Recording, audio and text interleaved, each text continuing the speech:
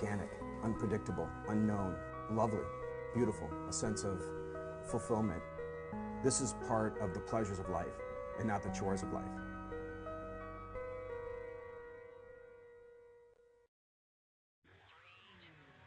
Coming up on Daily Iowan TV, detonating pipe bombs. We'll tell you what one local bomb squad had to face on Tuesday. And flooding waters. We'll give you the latest on the watches and warnings affecting the Johnson County area. And in sports, we have full access football as Iowa coaches met with the media. All that and much more is coming your way next. Stay tuned because Daily Iowan TV is starting right now. I'm Tom Brokaw. For more than 100 years now, the University of Iowa community has been waking up to the Daily Iowan. Today, it's the largest newsroom in eastern Iowa. And now you can see the news every night on Daily Iowan TV and get it anytime worldwide at dailyiowan.com.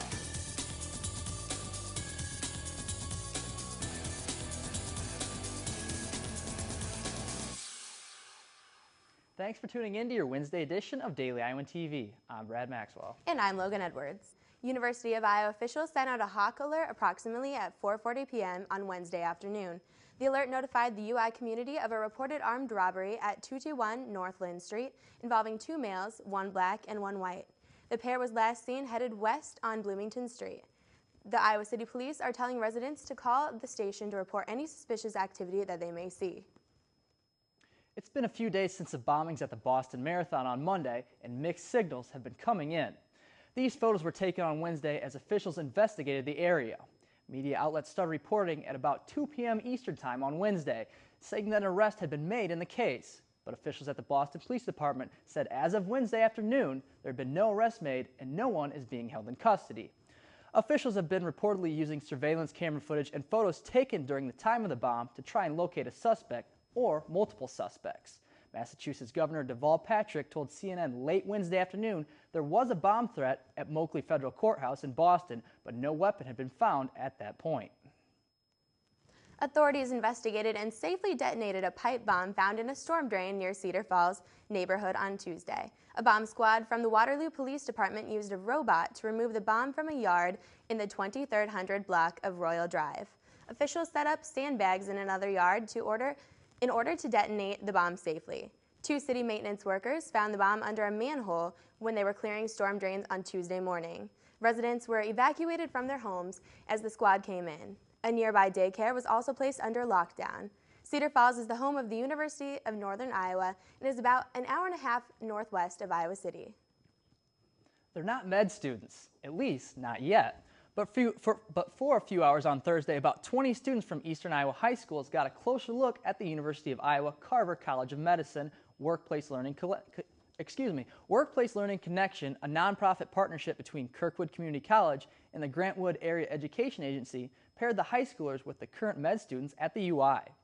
Participants in the Junior Mini Medical School event learned more about the basic anatomy, including the functions of the lungs, heart, and brain. They also had the opportunity to learn techniques for diagnosing patients. Some emphasized the importance of such events for science, tech, engineering, and math education. You know, you only get involved in research if you're exposed to it. You know, I had high school teachers who took me to research labs, and I saw what research was about. And if that hadn't happened, I wouldn't have gone into research. I'm a first-generation college graduate. Nobody in my family went to college. Nobody has a PhD. Nobody does science. And so if they don't get that initial, let's look through a microscope and see something cool, then they're not going to be interested in it. Workplace Learning Connection sets up several of these events throughout the year. Stay tuned for more on Mini Medical School events. And still to come on Daily Iowan TV, find out what happened at an obesity knowledge event at the University of Iowa Hospitals and Clinics. Plus, all the latest in Hawkeye football is coming your way in sports. Well, Brad, I'm pretty positive you took note of the rain today. Yeah, it was kind of hard to miss it. Take a look at this picture of South Johnson Street in Iowa City posted on Facebook Wednesday morning. And it's interesting to point out that the 5-year anniversary of the 2008 flood is just around the corner. But this storm isn't just producing winds and soaked roads as students and local community members try to drive to school and work. Johnson County and its surrounding areas have been placed under 3 warnings related to the storm. Those warnings include a severe thunderstorm watch that was in place through Wednesday afternoon and a flash flood warning that will be in place until Friday morning. Some streets in Iowa City were already flooding by 11 a.m. Wednesday. Those warnings said this storm could produce hail the size of nickels, cloud ground lightning, as well as a possibility of flooding. And with the Iowa River running right through Iowa City, residents are urged to take extra precautions and avoid crossing a street with water completely covering it. And with that, let's toss it over to our own Kelsey Clemmie for a closer look at what to come with this storm and throughout the rest of the week. Kelsey? Thanks, Logan. Well, it looks like it's going to be a very wet week. We can expect thunderstorms to continue through the night and into Thursday morning, with temperatures at 54 degrees Thursday afternoon. Temps will be right around 52 degrees. But the rain will continue. It will drop to a low of 42 degrees in the evening with a 20% chance of rain. Now looking ahead to the rest of the week, we'll start off the weekend Friday with a high of 47 and a low of 30 degrees and a slight chance of rain. Saturday, we'll see some sun and get a break from the rain with a high of 53 degrees and a low of 40. On Sunday, we can expect 60-degree high with a low of 46. Monday will be even warmer with a high of 63 and a low of 44. And finally, Tuesday will drop down to a 48 for the high and a 37 for the low with a 40% chance of rain. That's all I have for weather. Back to you guys at the desk. Thanks, Kelsey. America has seen a steady increase in obesity over the past 20 years. According to the Centers for Disease Control and Prevention, those rates aren't getting any lower. The University of Iowa Mini Medical School kicked off their week program called The Science of Obesity on Tuesday evening. Daily Iowan TV's Tiara Simpson took a closer look at what goes on during the program. Mini Medical School is a 3 to 4 week program held annually at the University of Iowa. This year, the focus is on breakthroughs in the science of obesity, which I think is a reason why we have such a popular group of people that are coming in. The University of Iowa is taking steps to address the epidemic of obesity. Faculty members are stressing the importance of making healthy lifestyle choices. Dr. William Haynes says the average American is either overweight or obese, and emphasized catching obesity at an early age. Obesity gets worse with age, and if people have bad health habits in terms of the wrong diet or the wrong kind of physical activity, they will gain weight gradually over life. And if we can educate people about a healthy lifestyle, about watching the number of calories they eat, then we can prevent that weight gain. And if we start early, then we can prevent obesity developing later in life.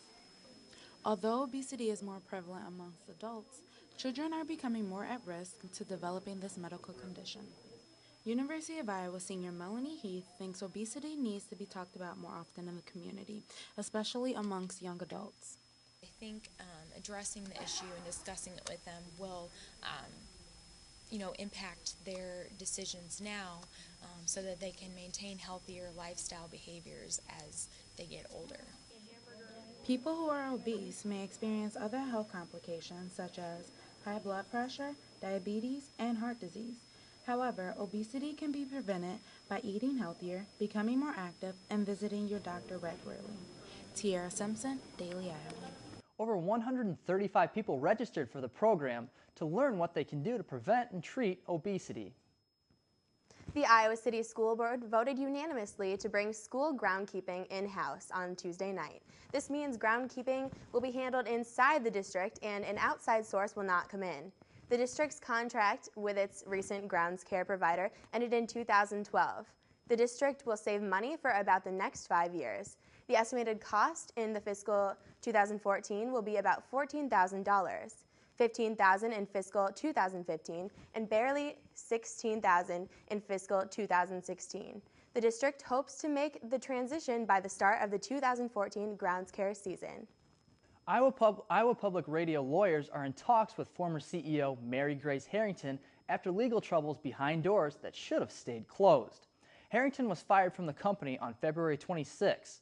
Iowa Public Radio chairwoman Kay Ring said that the organization risked being sued after the board publicly discussed personal matters. The Des Moines Register reports officials have yet to set a deadline to reach an agreement, but Rung said board members would like to resolve the issue quickly. In addition to the negotiations, the search for a new CEO comes as the organization faces a revenue shortcoming. Iowa Public Radio aims to raise almost $8 million by the end of June to meet the revenue shortcoming. The Federal Bureau of Investigation said Wednesday that 2 letters containing the poison ricin were addressed to President Obama and a Mississippi senator. These letters appeared to be related and were both postmarked Memphis, Tennessee. A senator said police already have a suspect in mind. Several other reports of suspicious mail to government officials were reported following the bombings at Boston Marathon, but there is no indication of a connection between the two. Margaret Thatcher was laid to rest on Wednesday in St. Paul's Cathedral, where over 2,000 people attended London's largest funeral in more than a decade. Queen Elizabeth II and representatives from over 170 countries were among those who gathered to remember Britain's Iron Lady. Security for the funeral was dramatically tightened following the bombings in Boston, but according to the police, there was no trouble, and the only items thrown at the procession were flowers. An earthquake struck southwestern Pakistan Tuesday, leaving thousands homeless and at least 36 dead. The Pakistani army has since deployed several hundred soldiers to assist in relief efforts following the magnitude 7.8 earthquake. Officials say more than 3,000 homes were destroyed in the area, leaving about 19,000 people without shelter. And now we'll toss it over to Eric Dawn, who's hopefully staying dry in our DITV sports studio. Eric? Welcome back once again to the Daily Iowan TV Sports Studio. It is no secret that the 2012 Iowa football season didn't live up to expectations. Iowa uncharacteristically lost the battle in the trenches as the offensive and defensive lines struggled. Iowa ranked 100th nationally in yards per rush attempt, and the defense ranked 115th in sacks. Iowa knows it must address its usually strong line play if they are to turn around last season's fallings. Assistant coaches Brian Ferentz and Reese Morgan addressed the media Wednesday afternoon. Really what we're dealing with is we have one guy coming back who's played significant time for us at a high level, and that's Brett Van Sloten. And he's a guy I think can do a lot better for us in the future, and I think he would agree with that statement. I think any time you have injuries, there's certainly going to be a drop-off in play, although that's not what any of us want, that's not what we're looking for. Right now we are fortunate, everybody is healthy and practicing, but I think what happened last year is not unique, it's not unusual, injuries are part of football. I think the goal for us is to build the kind of depth to be able to play with that kind of consistency and not see a performance decline when you suffer injuries. But we have high expectations for all our linemen, especially our centers. They kind of run point for us with the unit. He's played a lot of center here in the past. This is not a new transition. He's provided depth for us at that position last year. And then as a redshirt, certainly he got plenty of work there in practice. So it's not a totally new transition for him, other than, he hasn't got as much work at guard. But I think he's done a nice job so far. I think any time, if you're talking about any of our linemen, the longer we can keep them in the program, the better they're going to become because of what Coach Doyle does in the weight room. I think that's really important. I think that's going to be a big focus for us. When you're playing the defense that we play, there's certain liabilities there are in a pass rush in that because we're playing heavy techniques and so forth. So when we get the green light to go ahead with pass rush, we've got to be able to get there, and certainly that's an area, statistically we have to improve upon, technique-wise, fundamentals, emphasis-wise. We do very simple drills. We're going to do it from the first day they come throughout their program. I mean, it's no different than on the other side of the ball. It's about leverage, it's about footwork, pad level. I really think our attitude and our mindset has really been great.